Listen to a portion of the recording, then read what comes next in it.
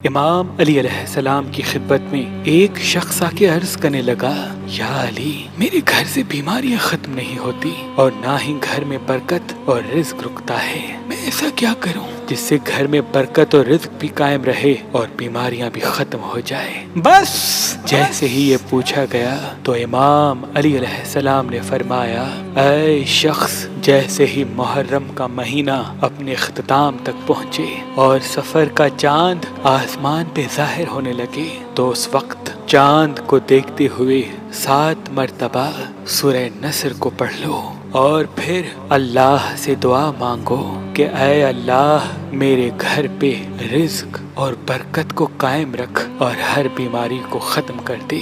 جیسے ہی تمہاری دعا اختتام تک پہنچے گی، اللہ کے کرم سے اللہ کی برکت، رحمت، رزق تمہارے گھر پہ برسنا شروع ہو جائے گا اور یوں ہر بیماری تمہارے گھر سے دور رہے گی۔ تو اس نے کہا، یا علی، اگر میں چاند دیکھ نہ سکوں تو؟ امام علی علیہ السلام نے فرمایا، جیسے ہی چاند کی خبر سنو تو 7 مرتبہ سورہ نصر پڑھ کے اللہ سے دعا مانگ لو۔